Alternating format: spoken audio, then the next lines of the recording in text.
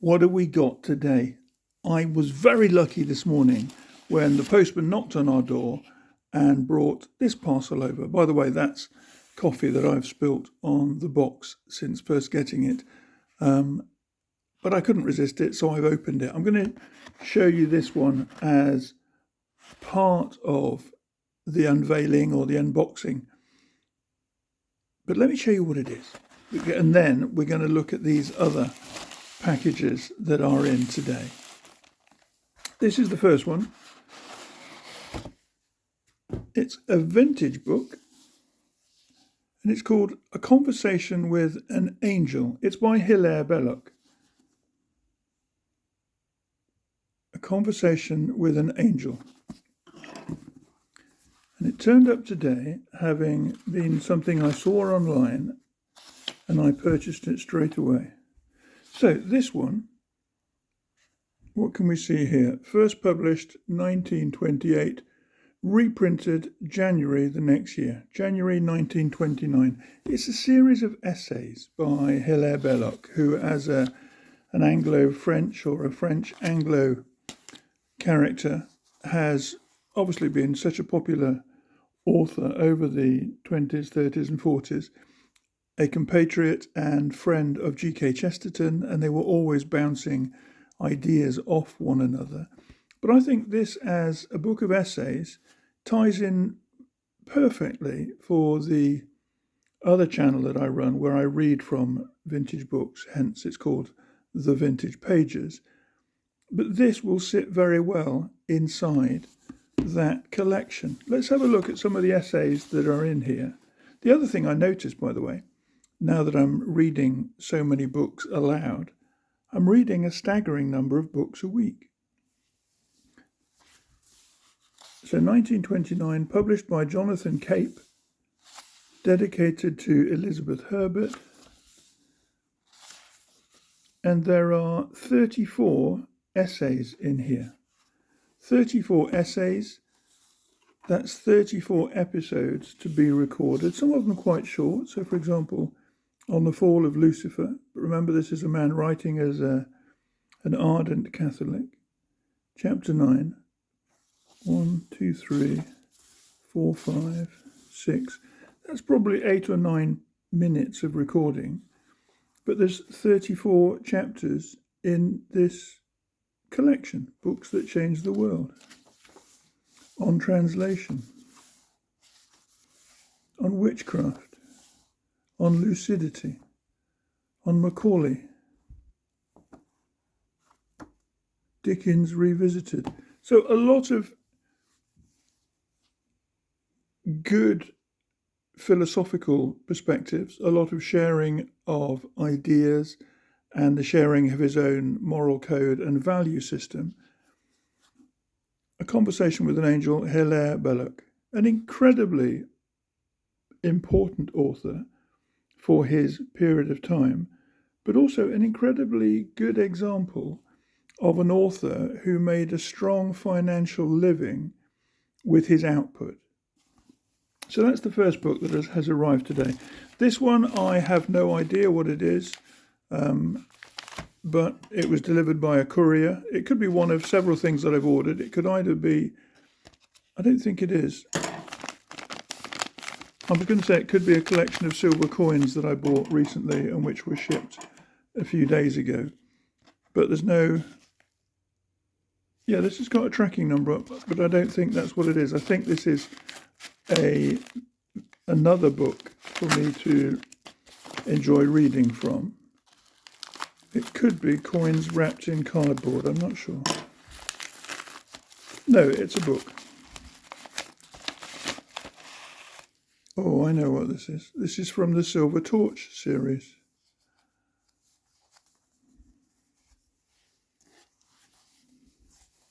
Essays of Today and Yesterday by C.E Montague.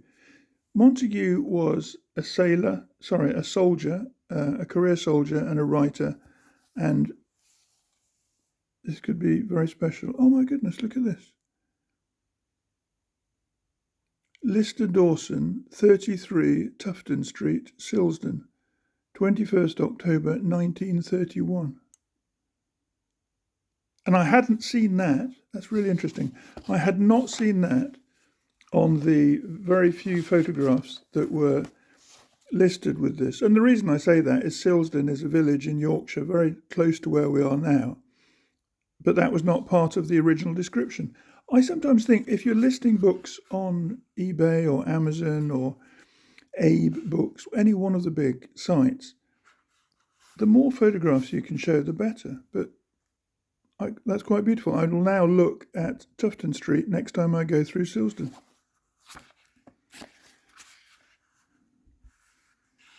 Introductory note. The true delight of travel seems to prefer to come as a thief in the night, and not at the hours you specially fix for its entertainment. So Mr. C.E Montague, in the ripe wisdom produced by keen observation and long experience, would save us from the bitterness of disillusionment. He is indeed the sanest and most helpful of travel companions, one of the happy band that answered the call of the Alps before Switzerland was overrun and commercialized. He is able, in pages of apt and pithy description, to convey something of that delight to a rather blasé generation. I love it. Look at this. First published June. Let's get that a bit further away. No, closer is better. First published June 1926. Reprinted January 1927. So let's look at the essays I've got in here. Overture, Up to the Alps, In Hanging Garden Gully, The Vision, and Autumn Comes. Very small book. If we look at this, it has, just going back to those numbers, 1, 2, 3, 4, 5. So 5 pages, or 5 chapters rather. So each one starts with a quote, this one from Lamb, and then some writing. Up to the Alps. So various sections, part 2, part 3. I can see beautiful descriptions here of nature, references to aspects of the journey that he made, talking about a hotel, talking about places within his journey. I'm looking forward to this. I love books of tramping, of walking in the countryside, but I also think this was very much something that after the terrors of the First World War, there was an explosion of rambling and tramping and individual people making their journeys. So yes, I'm looking forward to this. Essays of Today and Yesterday by C.E Montague. It's in a collection, and if I can find it here. Essays of Today and Yesterday. I have already read the content of the J.B. Priestley volume, and I really enjoyed that. And it was looking at the lists on here that encouraged me to think, yes, I must get myself a copy of another book. And you can see I started with J.B. Priestley. I've purchased Hilarie Belloc, albeit not within this essay series. And now I've got C.E Montague. I've remembered that one of the books that I have ordered, and which isn't here yet, is by Edward Thomas. Edward Thomas, somebody whose work I have always loved, his poetry as well as his writing, is the man who wrote this book, The Icknield Way. This one is from 1917. But they are such special books, and that's for something else. So, Essays of Today and Yesterday by C.E Montague, and look at that local reference to 33 Tufton Street in Silsden. I wonder who lives there nowadays. Maybe I could go there and give them a copy of this book once I have read it. In fact, I think that would be quite a nice thing to do. So, 2 books there. That's the note that came with it, so I'll put that to one side. And we'll lose the envelope that it was delivered in. But let's see what is in this bag. First, I'm going to pour myself some coffee because it's been brewing nicely while I was reading those first two books and looking at those first two books, the one by Hilarie Belloc and then the essays by C.E Montague.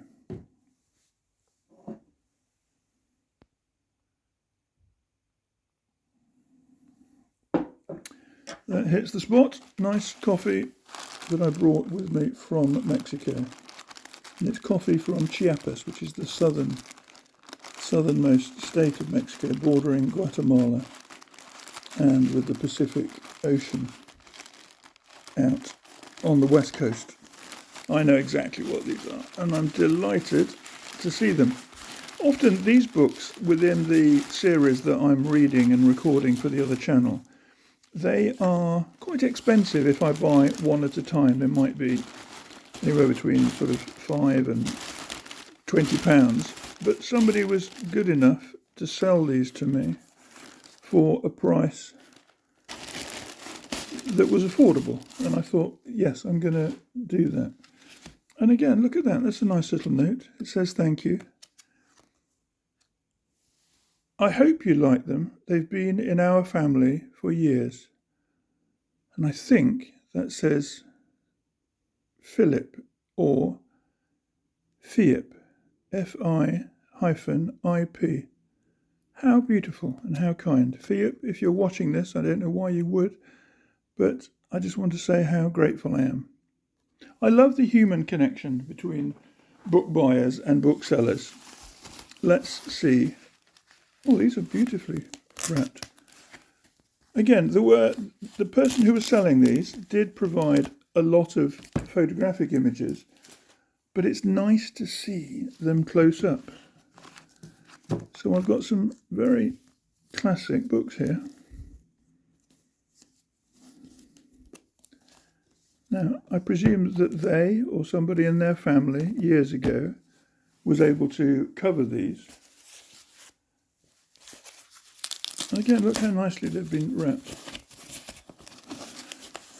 So I purchased 12 books here for, I think I paid just under £30 for all of these. But not only are they beautiful to place on the shelf, look at the condition of them. It's superb.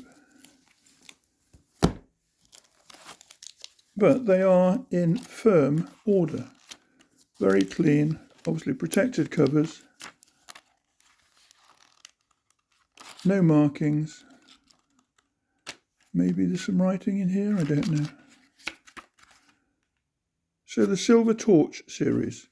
And the first book that I read from on the other channel a couple of weeks ago was called Granny's Wonderful Chair. And it reminded me, it took me straight back to childhood and to the privilege I had of having parents who read to me on a regular basis, certainly every night when I was a little boy. But within here, I have got a series of 12 books. So I've got Heidi, The Water Babies, The Story of Hiawatha, Through the Looking Glass, More Brer Rabbit, meaning there must be a first Brer Rabbit, The Rose and the King, I don't know that story, The Story of Peter Pan, Treasure Island, Swiss Family Robinson, Alice in Wonderland, and Lorna Doone. Now, Treasure Island is an interesting one. Everything is connected, I think. I've just bought an 1883 Queen Victoria half crown, and if I remember rightly, Robert Louis Stevenson was 33 years old when Treasure Island was first published in 1883. This is a much more modern edition, presumably from the 1930s, I'm guessing. Maybe it gives us a publication date in here. Treasure Island, retold from the story by Robert Louis Stevenson. These are all abridged versions of the original stories. 8th impression, 1959. Yes, the original book was published in 1883. But look at that. This is going to be such a great book for reading. The Ebb Tide Turns. The Coracle was a very safe boat for someone of my height and weight, but she was a difficult craft to manage. Ben Gunn himself has admitted she was queer to handle till you knew her way. Look at the illustration. By good luck, the tide was bearing me down on the schooner. I saw her spars and hull take shape. And these are very short chapters. Maybe I could read, what have we got? 31 chapters, 34 chapters. So that might be 10 half-hour readings. But it's a beautiful book. And look at the colouring of it. The silvered print on top of these rough red boards is beautifully done. But I've done really well with that. Look at that. 12 books for about £3 each, something like that, including postage. I wonder when the first one is, because if you look at these, they are numbered. I don't know how many there are in the full collection. I now own these 12 plus another. The one I have is in blue boards. The youngest or the earliest version I've got on here is, I can see 6 and 8. Let's look at those for dates. Let's look at number 6 for a date. And then let's look at the highest number on here, which is 96. This one, Swiss Family Robinson.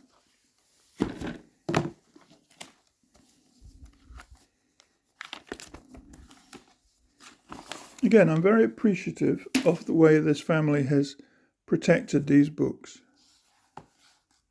So this is the earliest. This is book number 6 in the series. Lorna Doone, abridged from the story by R.D. Blackmore. This is 1959. And this edition, or rather this number within the series of Swiss Family Robinson, I'm guessing if that was 1959, surely this is a later publication.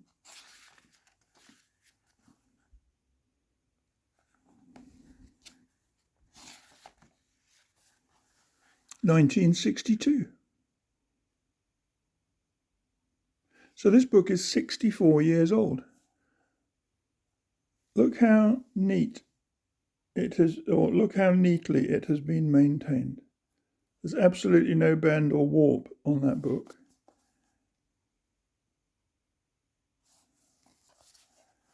It's completely clean. This book is older than me. And yet I imagine that if I read it on the new channel, I can share this as an audiobook with many people who've never discovered it. So that's really good. I'm delighted. So today has brought me 12 books in the Silver Torch series. So all of these,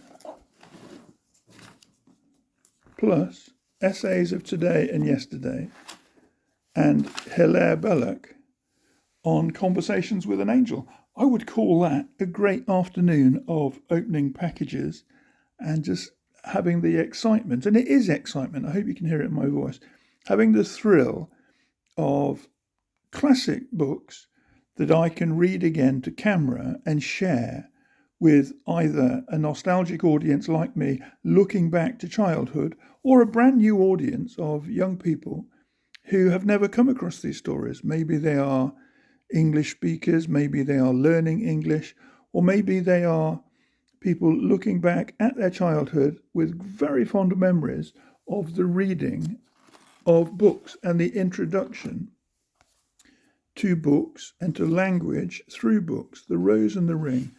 I might read that one myself this evening, just for me. William Collins and Sons, 1959. Excellent. What a beautiful day. Full of packages. Do you know what? When you order books and you do it regularly and you can find a space for them in your house and give them another life by sharing them with other people, it feels like Christmas every day. Wherever you are, happy writing, of course, but happy reading. What are you reading? Drop a comment, in fact. Drop me a comment after this video and tell me whether you've ever read any of these books or books by these authors, or tell me what you're reading. What was the first book you remember from childhood that you really enjoyed? I'll hear from you soon, and I'll be back with another video as soon as I can be. Thank you.